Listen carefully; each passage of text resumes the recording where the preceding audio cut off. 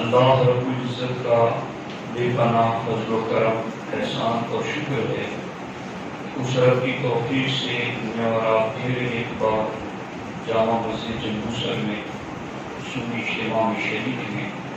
اللہ کریم میری آپ کی سب کی حاضری اپنے دربار میں قبول فرمائے۔ سینا کا تخت چھوڑ کر غوث الورا ہوئے، سینا کا تخت چھوڑ کر غوث الورا ہوئے، یوں سلطنت کے ترک نے سلطان بنا دیا، یوں سلطنت کے ترک نے سلطان بنا دیا۔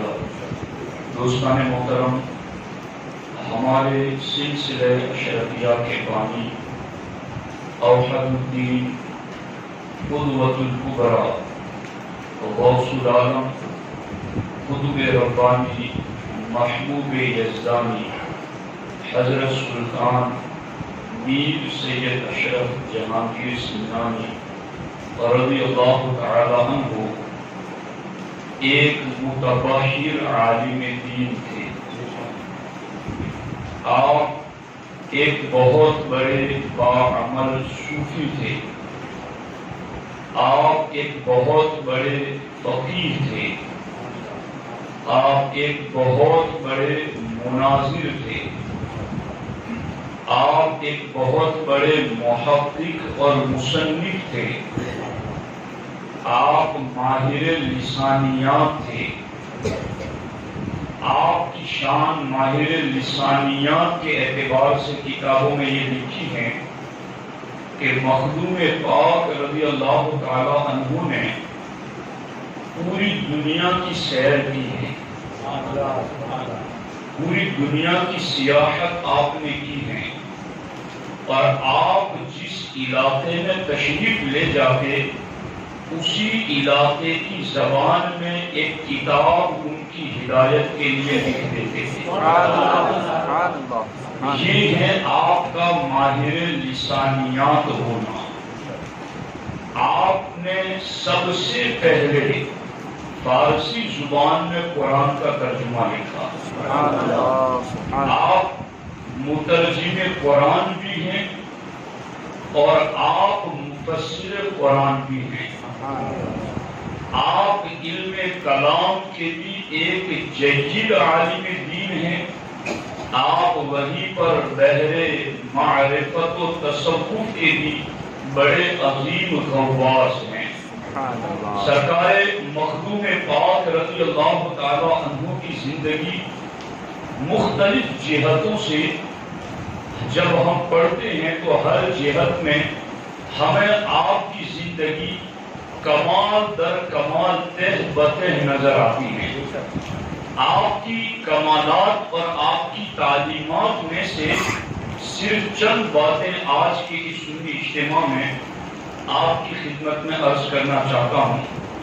سرکار مخدوم پاک رضی اللہ تعالی عنہ محض 7 سال کی عمر میں 7 قراتوں کے ساتھ حافظ قرآن ہوتے۔ سرکار مخدوم پاک رضی اللہ تعالی عنہ 14 سال کی عمر میں جتنے بھی علوم اس وقت درسگاہ میں پڑھائے جاتے تھے، محض 14 سال کی عمر میں آپ سارے علوم سے فارغ ہو گئے۔ 17 سال کی عمر میں ایک روایت کے مطابق آپ کے والد محترم کے انتقال کے بعد آپ تخت نشین بن کر آپ سلطان اور فرما روا ہوئے، اور اس کے بعد آپ نے تقریباً 10 سال تک حکومت اور سلطنت فرمائی، مگر اس حکومت اور سلطنت کے درمیان بھی سرکار مخدوم پاک رضی اللہ تعالی عنہ امور سلطنت سے فارغ ہو کر کے روزانہ سیدنا علاء الدین سمنانی رضی اللہ تعالیٰ عنہ کی خدمت میں علم دین حاصل کرنے کے لیے آتے جاتے رہتے تھے۔ سرکار مخدوم پاک رضی اللہ تعالیٰ عنہ کو سلطنت اور حکومت کے ایام میں حضرت خضر علیہ السلام نے آ کر کے آپ کو کہا.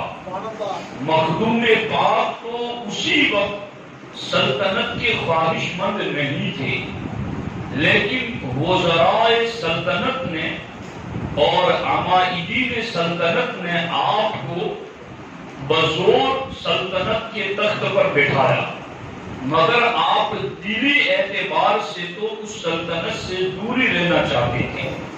یہاں تک کہ سلطنت کے دورانیے میں یعنی 17 سال سے لے کر غالباً 25 سال کی آپ کی عمر کے درمیان جو آپ نے حکومت کی، اس میں حضرت خضر علیہ السلام آپ کے پاس تشریف لائے اور آپ کو کہا کہ تخت و تاج سے تو آپ کو اس وقت چھٹکارا نہیں ہے، مگر میں تمہیں دل کے اندر زبان بند رکھ کر کے اسم اللہ کے ذکر کی تلقین کرتا ہوں کہ تم زبان بند رکھ کر کے ہونٹ نہیں لے. ایسی صورت میں تم دل سے اسم اعظم اللہ کا ورد کرتے رہو.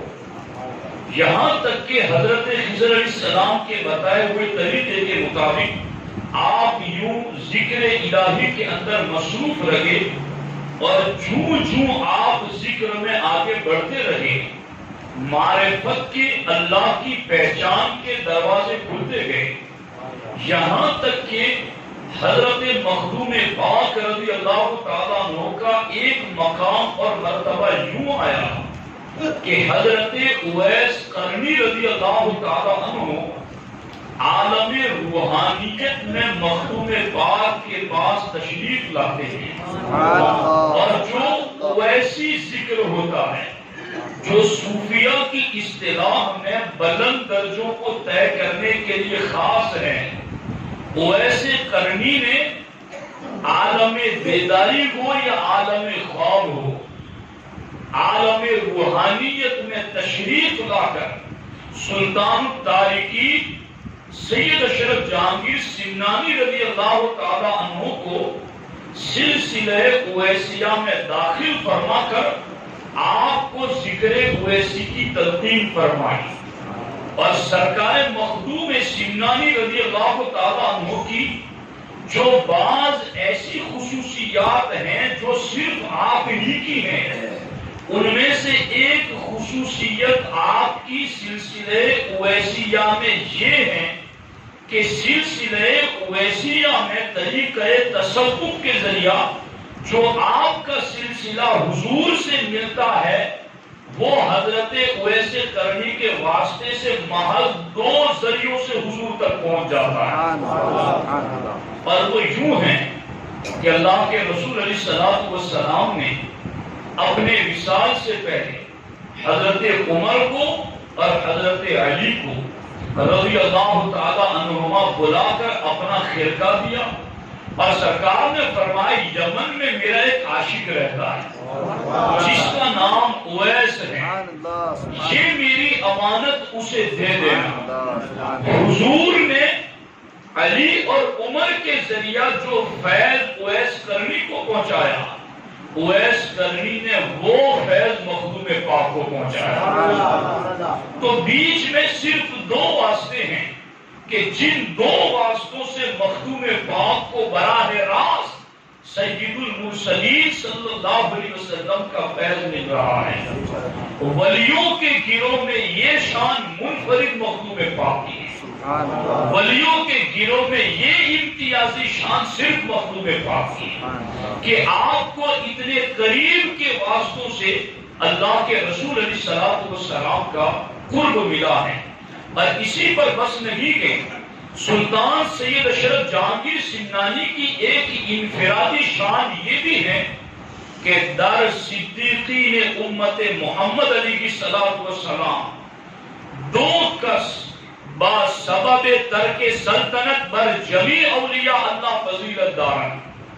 فرماتے ہیں کہ اللہ کے رسول علیہ السلام کی امت میں صدیقین ایک اللہ کے مخصوص بندوں کی جماعت ہیں، اور ان صدیقین میں بھی 2 بندے ایسے ہیں جو گروہ اولیاء میں سب سے افضل ہیں. ایک وجہ سے، وہ کون سی وجہ ہے؟ وہ وجہ ہے ترک سلطنت. یعنی حضور علیہ السلام کی امت میں صدیقین کے گروہ اولیاء میں ایک خوبی کی وجہ سے دو بندے ایسے گزرے ہیں جو باقی تمام اولیاء اللہ سے اس وجہ سے فضیلت رکھتے ہیں. وہ دونوں کون سے ہیں؟ فرماتے پہلا بندہ سلطان العارفین ابراہیم بن ادہم اور دوسرا بندہ سلطان التارکین سید اشرف جہانگیر سمنانی. یہ دو بندے صدیقین اور ولیوں کے گروہ میں ترک سلطنت کی وجہ سے سب سے زیادہ فضیلت رکھتے ہیں. چونکہ باقی ولیوں نے تو سلطنت کو پہلے ہی چھوڑ دیا، مگر یہ وراثتاً تخت و تاج کے وارث بنے. انہوں نے حکومت کی، انہوں نے کار سلطنت کو سنبھالا، انہوں نے حکومت کے فرائض انجام دیے اور اس کے بعد اللہ کی رضا کے لیے سلطنت کو چھوڑ دیا. تو ولیوں کے گروہ میں سلطنت کو چھوڑ کر اللہ کی بارگاہ میں آ جانے والی صفت کے اعتبار سے مخدوم پاک اور ابراہیم بن ادہم زیادہ فضیلت رکھتے ہیں. اسی طرح سے سلطان سید اشرف جہانگیر سمنانی رضی اللہ تعالی عنہ کی ایک منفرد خصوصیت یہ بھی ہے کہ آپ تبع تابعین میں ہیں. آپ تبع تابعین میں ہیں. اور وہ کیسے؟ حضرت سید جلال الدین مخدوم جہانیہ جہاں گشت رحمت اللہ کے تعالی علیہ، ان کے بارے میں ابھی بتاتا ہوں بعد میں. لیکن مخدوم پاک تبع تابعین کیسے ہیں وہ میں آپ کو بتانا چاہتا ہوں. چونکہ تابعین اور تبع تابعین ہونا یہ گروہ اولیاء میں بھی بڑی شان رکھتا ہے. مخدوم پاک تبع تابعین میں سے کیسے ہیں؟ یہ سلطان سید اشرف جہانگیر سمنانی کے تبع تابعین کے حوالے سے لکھا ہے کتابوں میں کہ حضرت مخدوم جلال الدین جہانیہ جہاں گشت رحمت اللہ علیہ کے بارے میں بخاری شریف کی شرح میں محدث گجرات علامہ جعفر الرضوی علیہ الرحمہ لکھتے ہیں یکونو کہ یہ جہانیہ جہاں گشت رحمت اللہ تعالی علیہ یکون سید الاقطاب مخدوم جہانیہ تابعین. لکھتے ہیں کہ سید الاقطاب مخدوم جہانیہ جہاں گشت رحمت اللہ تعالی علیہ یہ تابعی ہیں. فرماتے یہ تابعی کیسے ہیں؟ فرماتے لِأَنَّهُ تَلَمَّذَ عَلَى جِنِّيٍّ وَهُوَ كَانَ صَحَابِيًّا. اس لیے کہ مخدوم جہانیہ جہاں گشت نے ایک ایسے جنات کی شاگردی اختیار کی ہے جو جن صحابی رسول تھا. تو مخدوم جہانیہ جہاں گشت رحمت اللہ تعالی علیہ ایک ایسے جن کے شاگرد ہیں جو صحابی رسول ہیں، اور صحابی رسول کی زیارت کرنے والا اور ایمان پر خاتمہ ہو تو وہ تابعی ہیں. اور مخدوم اشرف وہ ہیں جنہوں نے جہانیہ جہاں گشت کی خدمت کی ہے، ان کی صحبت اور ان سے فیض حاصل کیا ہے.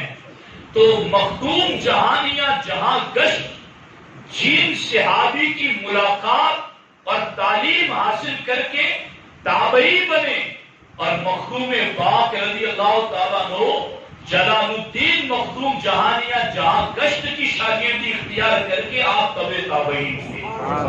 تو یہ گروہ اولیاء میں مخدوم پاک کے دور کے جو ولی ہیں ان میں مخدوم پاک کی یہ منفرد شان ہے کہ آپ کو اللہ نے جہاں دوسرے مرتبے عطا فرمائے وہیں پر آپ کو اللہ رب العزت نے تبع تابعین ہونے کا بھی شرف عطا فرمایا.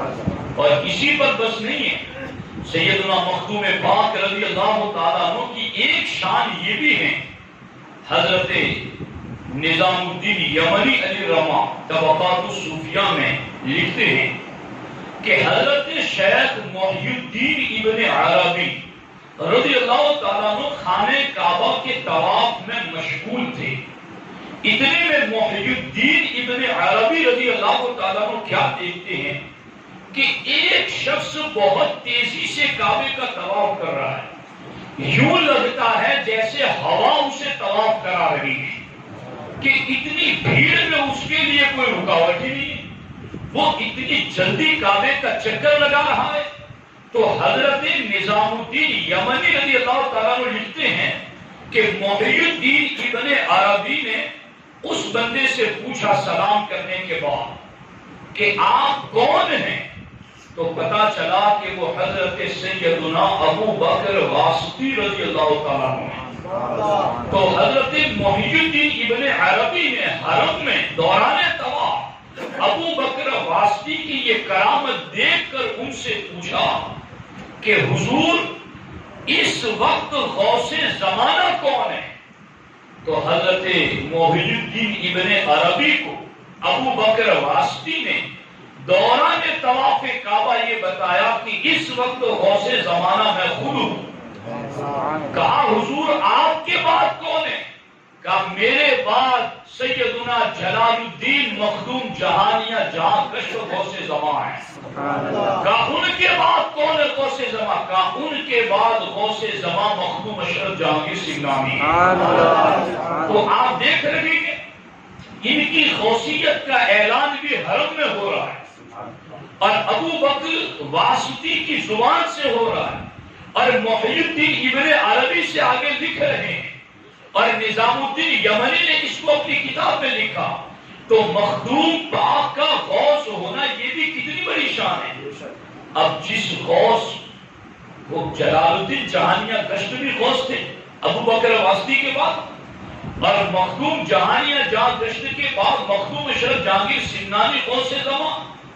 لیکن قربان جاؤں میں مخدوم جہانیہ جہاں گشت رحمت اللہ تعالی علیہ اللہ کے وہ عظیم اور جلیل القدر بزرگ گزرے ہیں کہ ان کی شان میں کتابوں میں یہ باتیں لکھی ہوئی ہیں کہ حضرت مخدوم جہانیہ جہاں گشت رحمت اللہ تعالی علیہ آپ کو 140 سے زیادہ، یعنی مخدوم جہانیہ جہاں گشت کی بات کرتا ہوں، مخدوم پاک کی یہ منفرد شان ہے جو میں نے سینکڑوں صفحات پڑھ کر کے آپ کو سنا رہا ہوں، ہفتوں تک میں نے اس کے پیچھے وقت لگایا، اور پھر یہ غذا ایک نورانی تشت میں پر نور لقمے بنا کر میں تمہیں کھلا رہا ہوں۔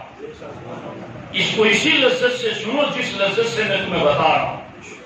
سرکار مخدوم جہانیہ جہاں گشت رحمت اللہ تعالی علیہ یہ کتنے بڑے بزرگ ہیں، انہوں نے 140 علماء صوفیاء صالحین کی خدمت میں جا جا کر کے علم اور نور حاصل کیا۔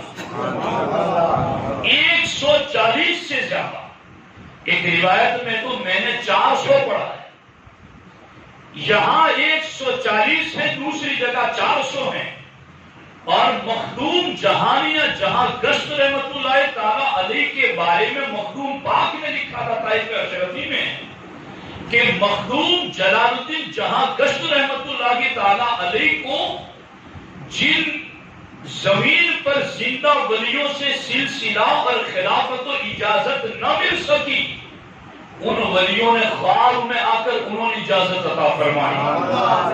حضرت سیدنا خواجہ رفاعی رضی اللہ تعالیٰ عنہ سید احمد کبیر، حضرت خواجہ نظام الدین اولیاء رضی اللہ تعالیٰ عنہ، حضرت سیدنا خضر رضی اللہ تعالیٰ عنہ، انہوں نے عالم خواب میں آ کر کے، یعنی جو ظاہر میں اس وقت تھے زمین پر، انہوں نے تو خلافت اجازتیں دی ہی دی، جو عالم روحانیت میں تھے انہوں نے روحانیت سے بھی نوازا، اور ایک روایت کے مطابق 140 سے زیادہ، ایک روایت میں 400 علماء صوفیاء صالحین سے آپ کو شرف تلمس اور شرف فیض ملا، اور 140 جن صوفیاء نے آپ کو اجازت خلافت اور فیض دیا، وہ ایسا نہیں کہ بس دے دیا بلکہ لکھ کے دیا۔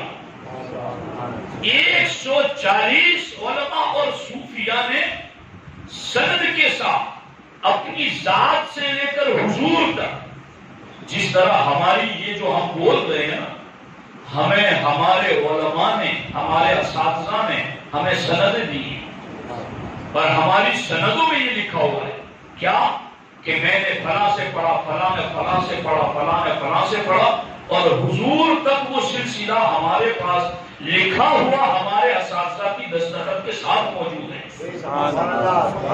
یہ میں آپ کو اس لیے بھی بتا رہا ہوں، اس کو دھیان سے سنیں، یہ بڑی خاص بات کہہ رہا ہوں. آج بہت سارے لوگ مارکیٹ میں ایسے آ گئے جو سنی لیبل لگا کر سنیت کے خلاف بات کرتے ہیں، تصوف کا نام لے کر سنی عقائد پر زخم لگاتے ہیں. تو ان سے جب ایسی بات ہو تو ان سے پوچھو کہ تمہارا استاذ کون ہے، اس کا استاذ کون، تم نے پڑھا کس سے؟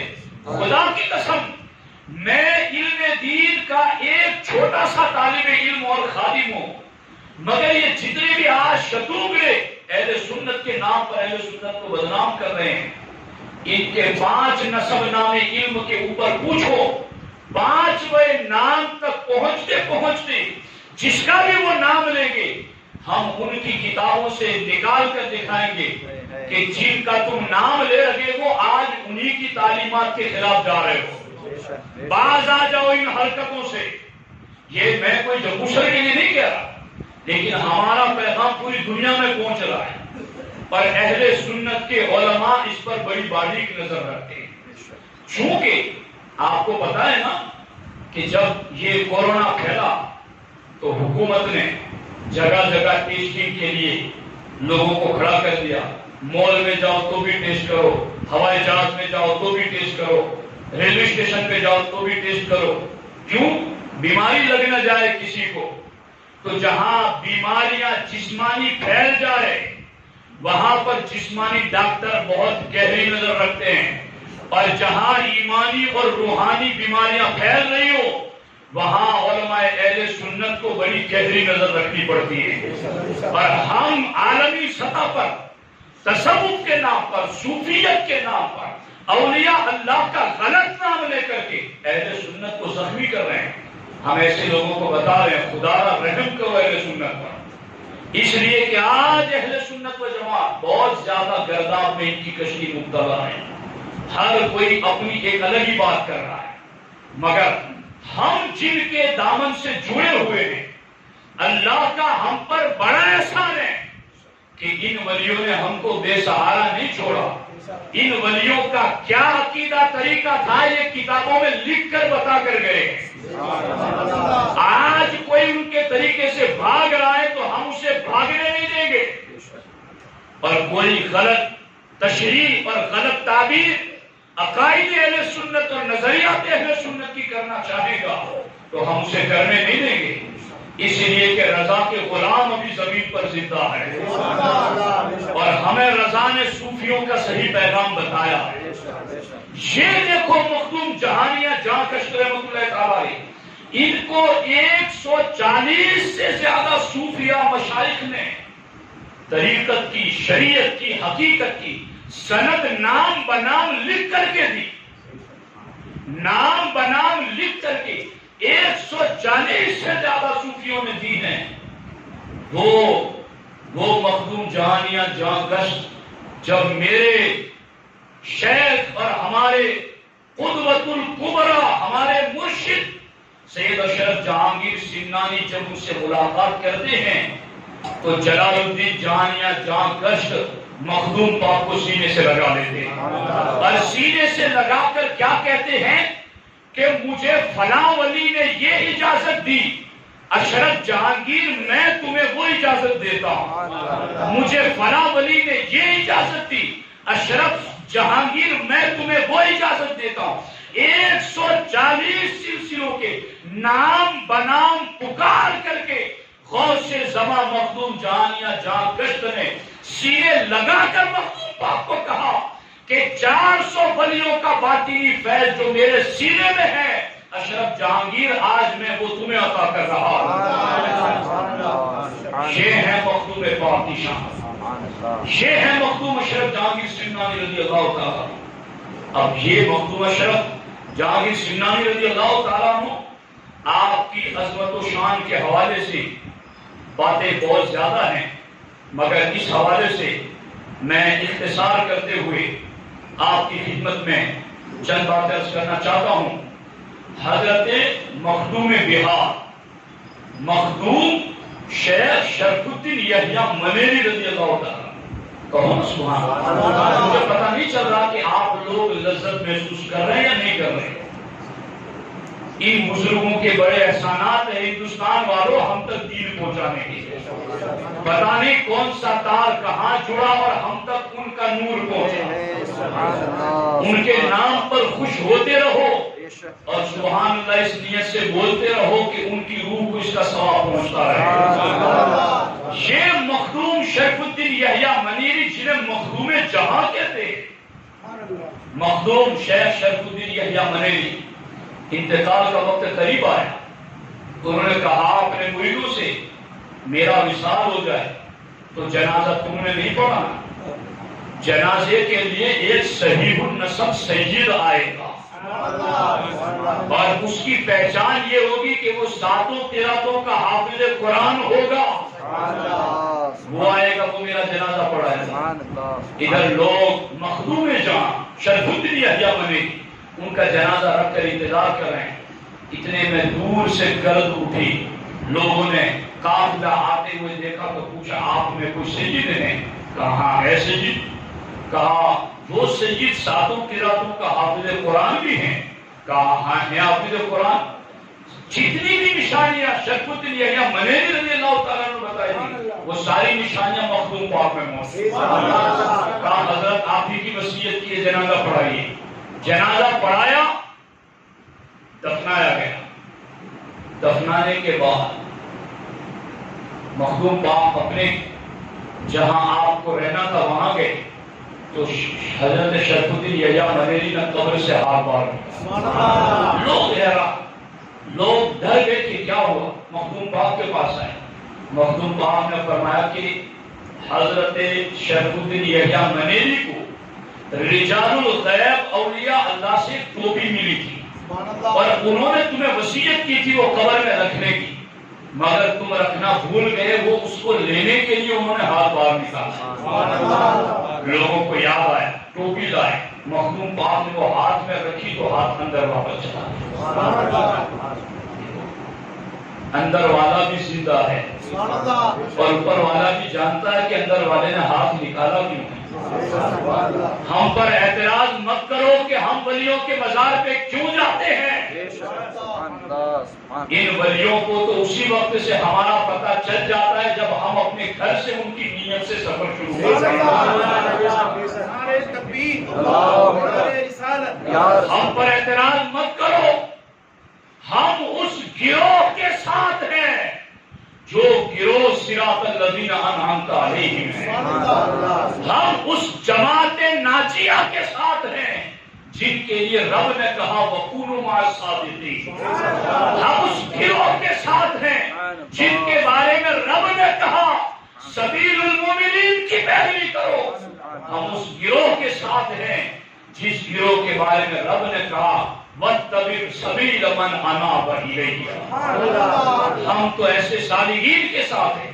مخدوم پاک نے ٹوپی دے دی، ٹوپی اندر چلی گئی، لیکن ٹوپی جب مخدوم پاک نے دی تو شرف الدین یحییٰ منیری کی روحانیت باہر آ گئی اور آپ نے مخدوم پاک کو کہا فرزند تیرا حصہ تو میرے پاس بھی رب نے رکھا ہے، میرا خرقہ خلافت کا میرے مریدوں کے پاس ہے، میں تمہیں کہتا ہوں وہ ان سے حاصل کر لینا۔ مخدوم پاک نے جب ان کے مریدوں کو کہا کہ شرف الدین یحییٰ منیری کا خرقہ مجھے دیا گیا ہے ان کی طرف سے، وہ آپ مجھے سپرد کر دیں، تو مرید کہاں دینے والا تھا؟ منع کیا کہ نہیں، یہ تو ہم کیسے مان لیں آپ کی بات، اور اپنے شیخ کا تبرک آپ کو کیسے دے دے؟ مخدوم پاک نے کہا اگر تمہیں اس میں کوئی شک ہے تو وہ خرقہ لاؤ اور حضرت کی قبر پر رکھو۔ رکھا گیا، پھر مخدوم پاک نے کہا اب آؤ تم میں سے جو اٹھانا چاہتا ہے لینا چاہتا، اگر تمہاری قسمت میں ہے تو اٹھا۔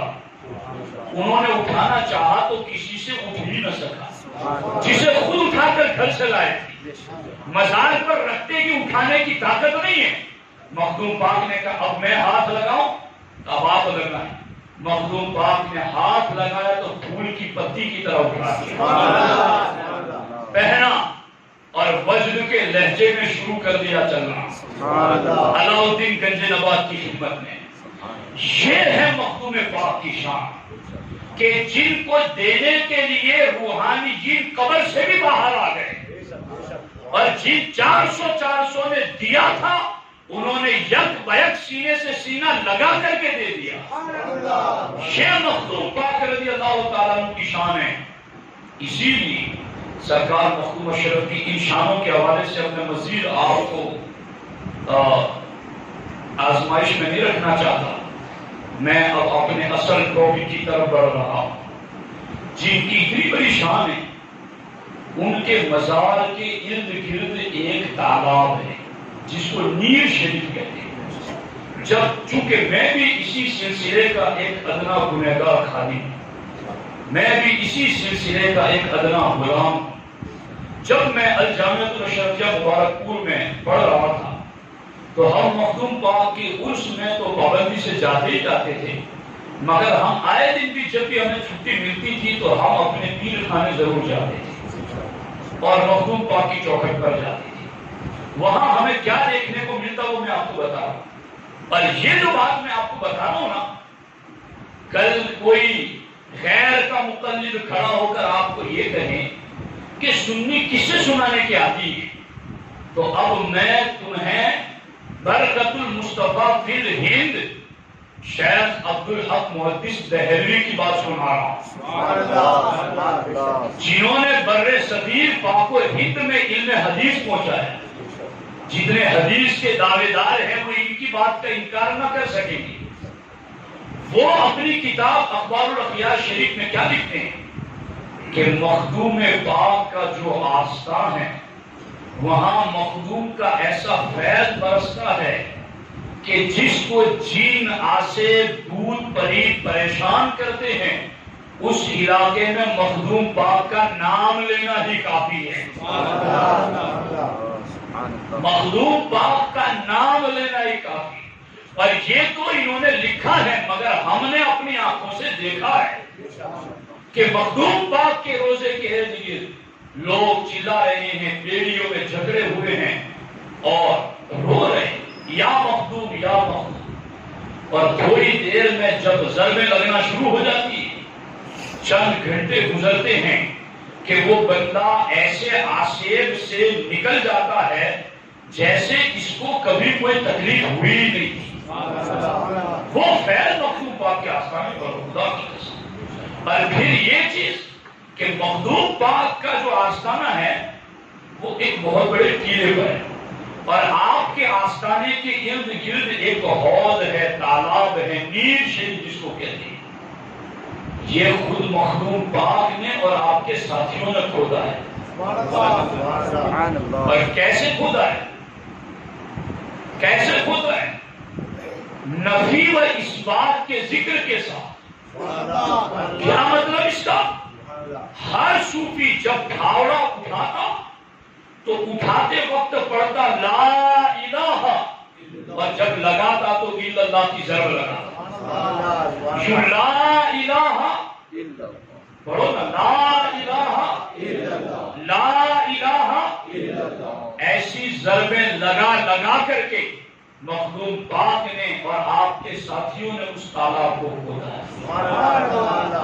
تو آج وہاں کا پانی بھی آب شفا ہے، جو اسے نہا لیتا ہے وہ جن بھوت پریت کے آسیب سے آزاد ہو جاتا ہے۔ لوگ تبرک کے طور پر گھر جاتے ہیں۔ اللہ اکبر۔ میں نے اپنا ذاتی تجربہ یہ دیکھا، لوگ چاروں طرف ہر دم نہ آ رہے، کوئی مجنون پاگل، کوئی کیسا تو کوئی تیسا، مگر پانی کو سونگھو تو کبھی بدبو نہیں آتی۔ یہ مخدوم پاک کا فیض، اور آج بھی وہ پانی فیض بانٹ رہا ہے۔ لیکن یاد رکھنا مخدوم پاک کا نام جہاں آصف اور جن پرت کو دور کر دیتا ہے، وہیں پر مخدوم پاک کی لکھی ہوئی کتابیں بھی جناتوں اور شریروں کو دور کر دیتی ہیں۔ میں بہت کچھ کہہ گیا ہوں ان جملوں میں، اگر آپ کو سمجھ میں آ جائے۔ مخدوم پاک کا پانی تو آصف کو دور کرتا ہی کرتا ہے، مگر وہ جو ہے نا الذی یوسوس فی صدور الناس من الجنۃ والناس، کہ جن بھی وسوسے ڈالتا ہے اور کچھ انسان بھی وسوسے ڈالتا ہے، تو مخدوم پاک کا پانی اور نام وہ جسم کے ظاہر پر لگے ہوئے آصف کو بھی دور کرتا ہے، اور مخدوم پاک کے فرامین لوگوں کے مذہب میں جو آصف لگ گیا ہے، مخدوم پاک کے فرامین اس آصف کو بھی دور کر دیتے ہیں۔ اور میں اس حوالے سے چند باتیں آپ کی خدمت میں بالخصوص عرض کرنا چاہتا ہوں۔ دھیان سے سنو اس چیز کو۔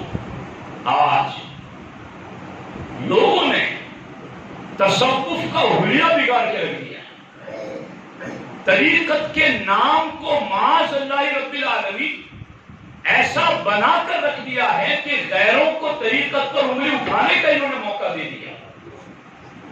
طریقت وہ یہ سمجھ رہے ہیں کہ ہم طریقت والے ہیں تو ایک انگوٹھی سے زیادہ انگوٹھیاں پہنے تو یہ طریقت ہے۔ انہوں نے یہ سمجھ رکھا ہے کہ ہم پیلے نیلے چادریں رنگ کی پہنے تو ہم طریقت والے ہیں۔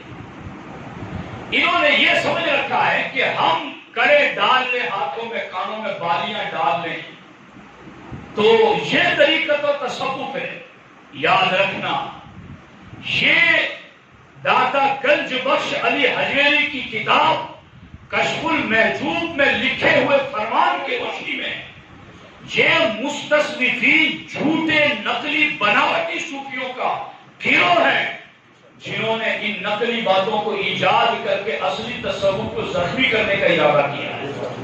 تصوف ایک سے زیادہ انگوٹھیاں پہننے کا نام نہیں ہے، تصوف ہاتھوں میں کڑے اور پاؤں میں کڑے ڈالنے کا نام نہیں ہے، تصوف ولیوں کے مزار پر بیٹھ کر چرس اور بھنگ کے گوٹے لگانے کا نام نہیں ہے، تصوف خرافات اور بے حیائی کے کام کرنے کا نام نہیں ہے، تصوف غیر محرم عورتوں سے ہاتھ ملانے اور ان کی سنگتوں میں بیٹھنے کا نام نہیں ہے۔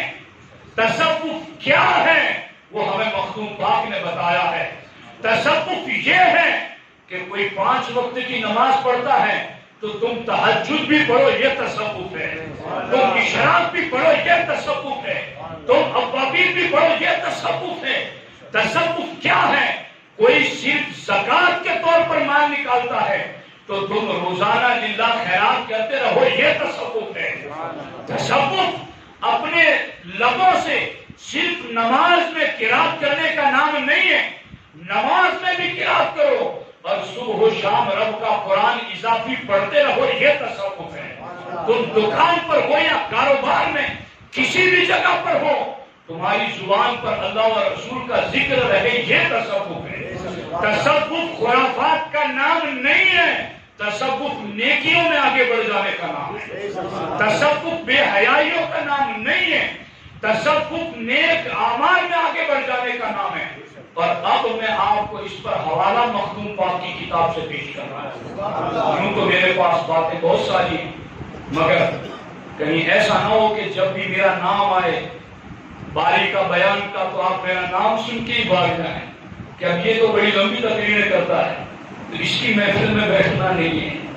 تو ایسا نہ ہو، اس لیے میں باتیں لمبی کرنے سے احتیاط بھی کروں گا۔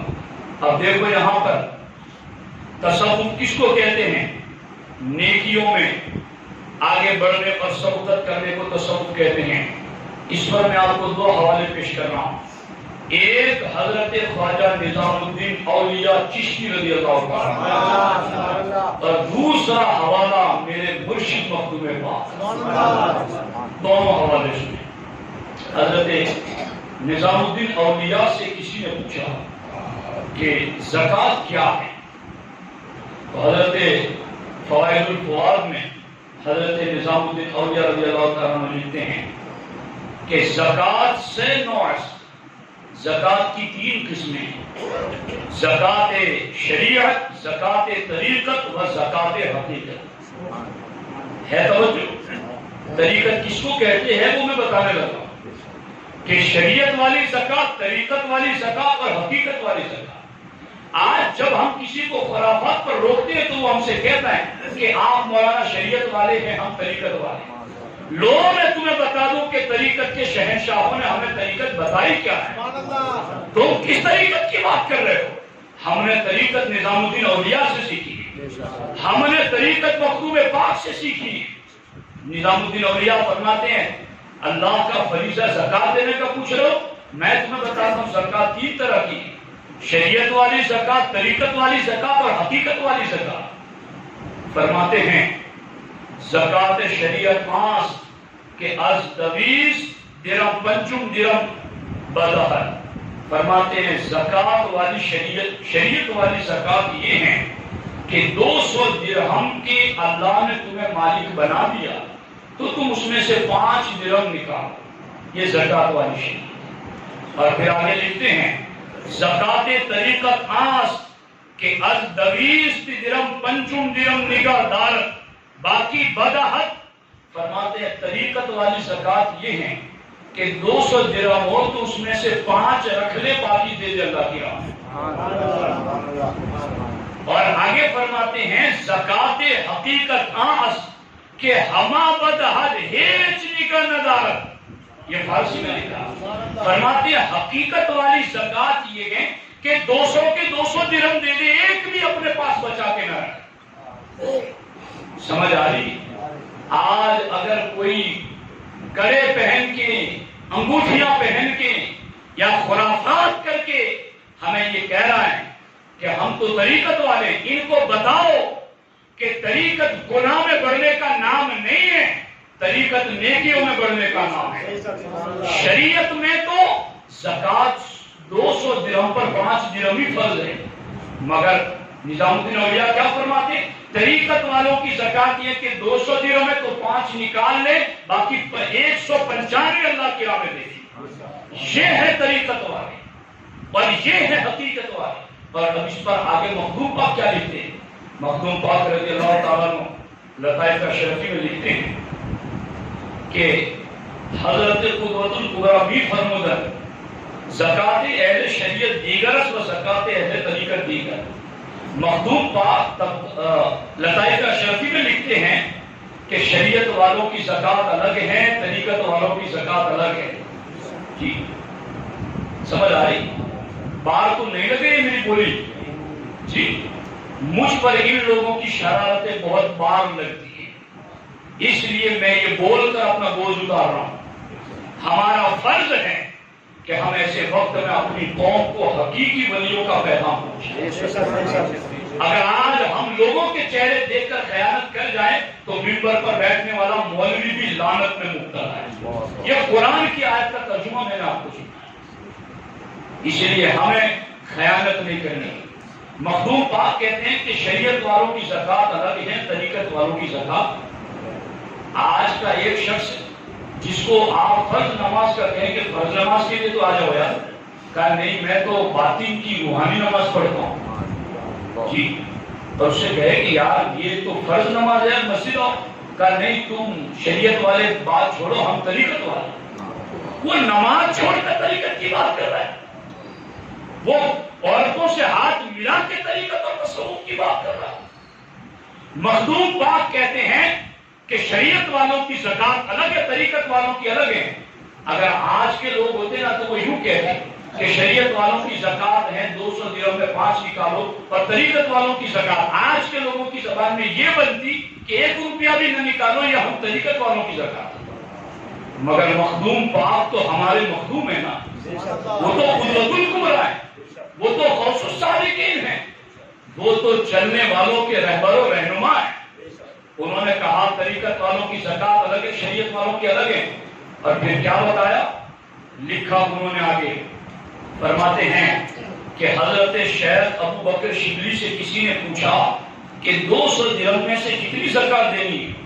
تو حضرت شبلی نے فرمایا کہ یہ جو مسئلہ پوچھ رہا ہے کہ زکات کتنے میں سے کتنی دینی، وہ تو تیرے لیے پوچھ رہا ہے یا میرے لیے پوچھ رہا ہے؟ شیخ ابو بکر شبلی کیا کہتے ہیں، یہ جو پوچھ رہا ہے کہ زکات دینی ہے تو وہ کتنے میں سے کتنی، وہ تیرے اپنے بارے میں پوچھ رہا ہے یا میرے بارے میں پوچھ رہا ہے؟ تو سامنے جو بندہ تھا اس نے کہا کہ مسئلہ بنسبت ہر یک واحد است، بس عام من و عام، بس آلے من و آلے او کلا غلام باشد۔ فرماتے ہیں مسئلہ تو سب کے لیے ایک ہی ہوتا ہے، آپ کا اور میرا اس میں کیا فرق ہے؟ آپ مسلمان ہیں، میں بھی مسلمان، جو آپ پر فرض ہے وہ مجھ پر فرض ہوگا۔ تو یہ کیا بات آپ نے کی کہ میری بتاؤں یا تیری بتاؤں؟ تو حضرت مخدوم پاک لکھتے ہیں کہ حضرت شبلی رضی اللہ تعالیٰ عنہ نے فرمایا کہ تو آس کہ از 22 درم پنجم درم ببایت دا و مرا از 22 بتمام و 5 درم دیگر بدہم۔ فرماتے ہیں اب تجھے سمجھ میں نہیں آ رہا کہ ہم طریقت والوں کا معاملہ کیا ہے، ہم تصوف والوں کا معاملہ کیا ہے، تو اپنی طرح ہمیں سمجھ رہا ہے۔ تیرے لیے حکم یہ ہے کہ تو 200 درہم میں سے 5 درہم دے، یہ تیری زکات ہے، اور میری زکات یہ کہ 200 درہم ہو تو 200 کے 2 سے پورے دے دوں اور پھر شکریہ میں دوسرے 5 بھی ادا کر دوں۔ یہ ہم طریقت والوں کی بات جی آ رہی ہے، سمجھ میں نہیں بات؟ ہاں اب دیکھو یہاں پر آگے حضرت شبلی رضی اللہ تعالیٰ عنہ، میں قربان جاؤں ان ولیوں کے سنی عقیدے سے پیار پر کہ انہیں ان سارے مقامات پر ابو بکر صدیق یاد آتے ہیں جی، اللہ اکبر۔ تو اس بندے نے پوچھا کہ یہ جو آپ بتا رہے ہیں کہ 200 درہم میں دوں گا اور دوسرے 5 بھی دوں گا، تو آپ کے پاس تو 200 ہی ہے، دوسرے 5 کہاں سے لائیں گے؟ تو فرماتے ہیں وہ 200 درہم میرے پاس ہے، وہ تو سب کے سب اللہ کی راہ میں دے دوں گا۔ اللہ نے اتنے دیے، اس کے شکرانے میں 5 درہم قرض لے کر پھر اللہ کی راہ میں دوں گا۔ یہ اب دیکھو جب یہ بات ہوئی تو ان سے پوچھا گیا کہ گفت یہ مذہب کی یہ کس کا مذہب ہے، یہ کس کا طریقہ ہے کہ 200 ہو تو 200 دے دو اور باقی قرضہ لے کر کے بھی 5 دو، یہ کس کا طریقہ ہے؟ تو شیخ ابو بکر شبلی فرماتے ہیں گفت یہ مذہب ابو بکر صدیق کا، یہ طریقہ ابو بکر صدیق کا طریقہ ہے۔ فرماتے کیوں؟ چنانکہ رسول اللہ صلی اللہ علیہ وسلم ازوے فرصت کہ ما خلفت لعیالک گفت اللہ و رسول، کہ جب ابو بکر صدیق سارا مال اٹھا کر بارگاہ رسالت میں رکھ لیا، سرکار نے پوچھا کہ یہ گھر والوں کے لیے کیا چھوڑ کے آئے ہو؟ ابو بکر صدیق نے کہا حضور لانے کو تو گھر کی جھاڑو بھی لے کے آ گیا ہوں، اپنے کپڑے بھی اتار کر خود کمبل پہن کر کمبل میں بٹن کی جگہ کانٹے لگا کر آ گیا ہوں، گھر والوں کے لیے کیا چھوڑا ہے؟ گھر والوں کے لیے اللہ رسول کافی ہے۔ شیخ ابو بکر شبلی فرماتے ہیں کہ میرے طریقہ تصوف کا شہنشاہ ابو بکر صدیق ہے، میرے طریقہ تصوف کا شہنشاہ ابو بکر صدیق ہے، اور میں نے ان سے سیکھا ہے کہ نیکی کے کام میں پیچھے رہ جانا تصوف نہیں ہے، نیکی کے کام میں اہل شریعت سے آگے بڑھ جانا یہ طریقہ ہے، یہ تصوف ہے۔ اس لیے اہل سنت والجماعت ان چیزوں کو یاد رکھو۔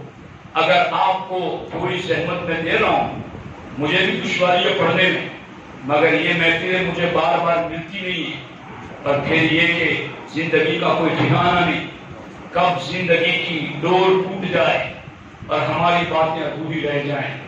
میں تمہیں یہ باتیں بتا دینا چاہتا ہوں، میں کوئی ولی نہیں ہوں، میں گنہگار شخص ہوں، مگر کوئی تمہیں بتائے یا نہ بتائے، یہ چیزیں ہمارے پاس بطور امانت ہے، جو یہ ہمارے مرشد کی اپنی کتابوں میں لکھی ہوئی ہے، پر وہ میں تمہیں پڑھ کے سنا رہا ہوں۔ مخدوم پاک رضی اللہ تعالیٰ عنہ کے حوالے سے یہ بات بھی ہے کہ مخدوم پاک رضی اللہ تعالیٰ عنہ چاروں خلفاء ابو بکر، عمر، عثمان و علی میں زیادہ تعریف حضرت مولا علی کی کرتے تھے۔ اس کی وجہ سے کچھ لوگوں کو شبہ ہوا تھا کہ یہ کہیں رافضی معاذ اللہ نہیں ہو گئے کہ مولا علی کا ذکر زیادہ کر دیں۔ تو مخدوم پاک رضی اللہ تعالیٰ عنہ نے لکھا اور بتایا، اور باضابطہ قاضی شہاب الدین صاحب اور دیگر علماء نے جن کو شک تھا انہیں بتایا کہ مخدوم پاک فضیلت کی وہی ترتیب مانتے جو خلافت کی ترتیب ہے، یعنی پہلا نمبر امت میں مخدوم پاک ابو بکر صدیقی کا مانتے، پھر عمر، پھر عثمان، پھر علی کا، مگر چونکہ مولا علی خلیفہ چہارم بھی ہیں اور ان کے باپ بھی ہیں تو اس نسبت سے وہ زیادہ ذکر کرتے ہیں، تم ان پر شک مت کرو۔ تو مخدوم پاک پر جب یہ شک کیا گیا تو آپ نے یہ خلاصہ کیا۔ یہ بات تو لوگ ذکر کرتے ہیں مگر اس کے ساتھ دوسری بات بتانا بھول جاتے ہیں، اور وہ میں آپ کو بتا دوں وہ کیا ہے۔ جب محرم کا چاند نظر آیا تو مخدوم پاک نے کہا اب محبوب سے ملنے کا وقت آ گیا، اور مخدوم پاک رضی اللہ تعالیٰ عنہ نے اس کے بعد ذکر و اذکار کی تو وہاں یوں ہی کثرت رہتی تھی مگر اس وقت اور زیادہ ہو گئی، اور پھر آپ نے سرکار مخدوم اشرف سمنانی رضی اللہ تعالیٰ عنہ نے آپ نے ارشاد فرمایا کہ میری قبر تیار ہو، جہاں آپ رہتے تھے آج جہاں آپ کا مزار پور انوار ہے، آپ نے فرمایا میری قبر تیار ہو، جیتے جی قبر تیار کرو۔ اور پھر سرکار مخدوم پاک رضی اللہ تعالیٰ عنہ اپنی قبر کی طرف چند سادہ ورق لے کر اس قبر میں بیٹھے۔ کہو سبحان اللہ۔ ان بزرگوں کو اپنے مریدین کے ایمان عقیدے کی فکر کتنی تھی، قبر کھدوائی اور قبر میں سادہ کاغذ اور قلم لے کر گئے اور وہاں بیٹھ کر آپ نے کتاب لکھی جس کا نام ہے رسالہ قبریہ، قبر والی کتاب۔ اور وہاں مخدوم پاک نے اپنی قبر میں، اپنے مزار پر انوار میں اپنے جسم ذاتی حیات ظاہری کے ساتھ بیٹھ کر وہاں مخدوم پاک نے کتاب لکھی، اور کتاب میں حمد و نعت کے بعد یہ لکھا میرے برادران احباب اور اصحاب کو معلوم ہو کہ میں اللہ اور اس کے رسول پر ایمان رکھتا ہوں۔ اور مخدوم پاک لکھتے ہیں اور اسلام کے احکام کا میں پابند ہوں۔ مخدوم پاک لکھتے ہیں کہ میں اسلام کے احکام کا پابند ہوں، میرا عقیدہ ہے کہ حضرت محمد مصطفیٰ صلی اللہ علیہ وسلم کے سارے صحابہ، سارے مسلمان اور سارے تابعین سے افضل ہیں۔ آپ کو پتہ نہیں ہے کیوں آپ سبحان اللہ بھی بولیں گے کہ میں کس بات پر پہنچ گیا ہوں۔ یہ ان کو کیا لگا تھا کہ موت سے چند دنوں پہلے قبر میں بیٹھ کر یہ لکھ رہے ہیں کہ میرے مریدوں کو معلوم ہو جائے کہ میرا عقیدہ کیا ہے۔ حضرت محمد مصطفیٰ صلی اللہ علیہ وسلم کی امت میں سارے صحابہ کو، سارے مسلمان اور سارے تابعین سے میں افضل مانتا ہوں، اور سارے صحابہ میں سب سے افضل و اعلیٰ میں ابو بکر صدیق کو مانتا ہوں، پھر عمر فاروق کو مانتا ہوں، پھر عثمان غنی کو مانتا ہوں، پھر مولا علی کو مانتا ہوں۔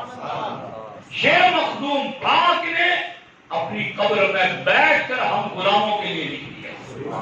اور مخدوم پاک رضی اللہ تعالی عنہ نے آگے لکھا میرے فرزندوں اور مجھ سے عقیدت رکھنے والوں تمہیں معلوم ہو جائے کہ میرا یہی عقیدہ تھا، یہی ہے اور یہی ابد تک رہے گا۔ ابد تک مانے ہمیشہ ہمیشہ میرا یہ عقیدہ رہے گا۔ اور آگے کیا فرماتے ہیں؟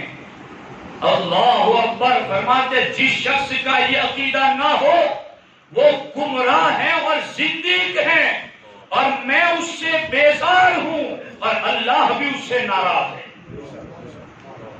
یہ مخدوم پاک رضی اللہ تعالیٰ نے قبر میں بیٹھ کر رسالہ قبریہ میں لکھا. آج لوگ بھول گئے ہیں اس عقیدے کو. نام سلسلے کا لو ضرور لو، مگر سلسلے کے شہر کی تعلیم بھی لوگوں کو بتاؤ. تمہیں یہ بتانا پڑے گا کہ مخدوم پاک نے رسالہ قبریہ میں کیا لکھا ہے. یہ مخدوم پاک رضی اللہ تعالیٰ عنہ نے لکھا، اور اس کے بعد ہم جیسے گنہگاروں کی تسلی کے لیے مخدوم پاک نے لکھا کہ حق سبحانہ و تعالی کی 70,000 بار تجلی اس فقیر پر ہوئی ہے. 70,000 مرتبہ اللہ سبحانہ و تعالی کی تجلی اس فقیر پر ہوئی ہے، اور اس قدر مجھ پر نوازشیں ہوئی ہیں کہ میں اس کو لکھ نہیں سکتا. مگر جب مجھ پر نوازشیں ہوئی تو غیب سے آواز آئی، اشرف ہمارا محبوب ہے، اور ہم نے اس کے سب مریدوں کو معاف کر دیا. مگر مرید بن جائے، مرید نہ بنے، مرید بن جائے، سچا ان کی تعلیمات کا پیروکار بن جائے. مخدوم اشرف کی شان آپ سن چکے کہ کتنی بڑی ہستیوں سے آپ کو فیض ملا، اور پھر آپ کی شان آگے تعلیم کے حوالے سے، تصوف اور طریقت کے حوالے سے کتنی اہم ہے. اس کا کچھ حصہ میں نے آپ کی خدمت میں پیش کیا. اللہ کریم کی بارگاہ میں دعا ہے رب ذوالجلال اس محفل کو اپنی بارگاہ کرم قبول فرمائے، اور اللہ مخدوم پاک کے فیضان سے ہمیں مالا مال فرمائے. انشاءاللہ الرحمن ابھی منگل کے دن، ابھی یہ بات تو میں آپ کو کیا کہوں مگر کہہ دیتا ہوں، حالانکہ لوگوں میں اتنا شوق نہیں ہے. ابھی ہم نے منگل کے دن دہگام میں پروگرام رکھا ہے، تو میں تمہیں وہاں آنے کی دعوت دیتا ہوں. وہاں میں تصوف پر خصوصی کلام کروں، اور وہ میں نے ایک تحقیقی مقالہ لکھ کے رکھا ہے، وہ پورا لکھا لکھایا باضابطہ انشاءاللہ اس کے خد و خال جو تصوف کے ہیں اس حوالے سے ایک بہترین نشست اور ایک طویل گفتگو انشاءاللہ ہمارے دہگام میں منگل کے دن. اور وہ منگل کا دن مخدوم پاک کے عرس کا دن ہے، 28 محرم. تو ہم نے اپنے ضیاء الاسلام ہال دہگام میں یہ پروگرام سنی دعوت اسلامی کے ماتحت پا رکھا ہے. میں آپ کو دعوت دیتا ہوں کہ آپ ضرور تشریف لائیں اور کوشش کریں. یہ مخدوم پاک نے علم لینے کے لیے اور دینے کے لیے پوری دنیا کی سیر 1 سے زیادہ مرتبہ کی. ہمیں کچھ لینا ہے تو چند کلومیٹر تو آنا پڑے گا، یہ تو ہم ہی کو چل کے آپ کے قدموں میں آنا پڑے گا. مگر آپ کو میں کیا کہوں کہ آپ تو پیر کے دن کی اجتماع میں بھی نہیں آتے. تو ایسا نہ کرے، کچھ قدم ہم بڑھائیں، کچھ قدم آپ بڑھاؤ. محبتوں کے یہ تار یک طرفہ تو کیسے جڑے رہے.